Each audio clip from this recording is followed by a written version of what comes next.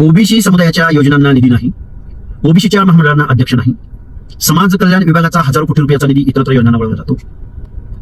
OBC समुदायामधल्या 18 महामंडळांची घोषणा निवडणुकीला सामोरं जाताना या गव्हर्नमेंटनं केली, पण त्या 18 महामंडळांना साधा अध्यक्ष नाही, बजेट नाही, कार्यालय नाही, साधा शिपाई नाही.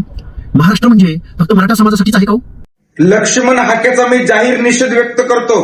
तो यासाठी करतोय, हा कायमच मराठा समाजाला टार्गेट करतोय आणि मराठ्यांच्या ताटातलं हिसकवण्याचा प्रयत्न करतोय. त्याच्यामुळे लक्ष्मण हाकेचा जाहीर निषेध. आता सर्वात पहिली गोष्ट, हा जो महाराष्ट्र आहे साधू संतांचा आहे, महापुरुषांचा आहे, 18 पगड जातींचा आहे, 12 बलुतेदारांचा आहे. हा महाराष्ट्र सर्वांचाच आहे, कोणत्याही एका समूहाचा नाही, सगळ्यांचा महाराष्ट्र आहे. पण सर्वात पहिल्यांदा तू जे काही बोललाय ना त्याचा मी जाहीर निषेध तर व्यक्त केलेलाच आहे.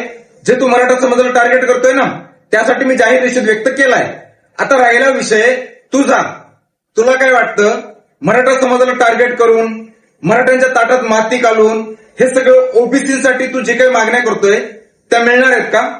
तुला जे काही मागण्या गोरगरीब ओबीसीसाठी मागायच्या आहेत, सरकारच्या विरोधात बाण काढ ना, बस आंदोलनाला.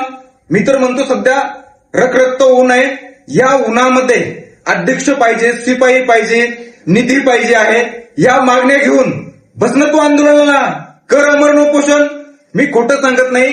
हाके, तू जर गोरगरीब ओबीसीसाठी लढत आहे ना तर तुला आता निधी पाहिजे आहे, अध्यक्ष पाहिजे, शिपाई पाहिजे, जे काही तू मागण्या मागतोय तू सरकारच्या विरोधात आणि मराठ्यांना टार्गेट करून नाही मिळणार. बस तू अमरण उपोषणाला बस आणि सरकारच्या विरोधात भांडणं सरकारला, ओबीसीसाठी सरकारला भांडायला सुरुवात कर. जोपर्यंत तुझ्या मागण्या मान्य करत नाहीये हे सरकार, जोपर्यंत ओबीसीसाठी निधी देत नाहीये सरकार, तोपर्यंत रखरखत्या उन्हामधून तू उठूच नको. तुला जाहीर पाठिंबा आहे आमचा, मराठा समाजाच्या वतीने तुला जाहीर पाठिंबा. पण तू उगाच मराठ्यांना कशाला टार्गेट करतोय?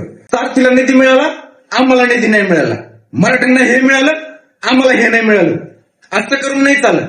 मराठा समाज लढतोय कुणाच्या विरोधात नाही, धर्माच्या विरोधात नाही, जातीच्या विरोधात नाही. मराठा समाज लढतोय स्वतःच्या हक्कासाठी आणि भांडतोय सरकारला.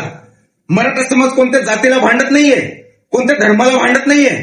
म्हणूनच मराठा समाजाच्या मागण्या सरकार मान्य करून घेते. तू उठतोय, सुटतोय, मराठ्यांना टार्गेट करतोय, मराठा समाजाला भांडतोय.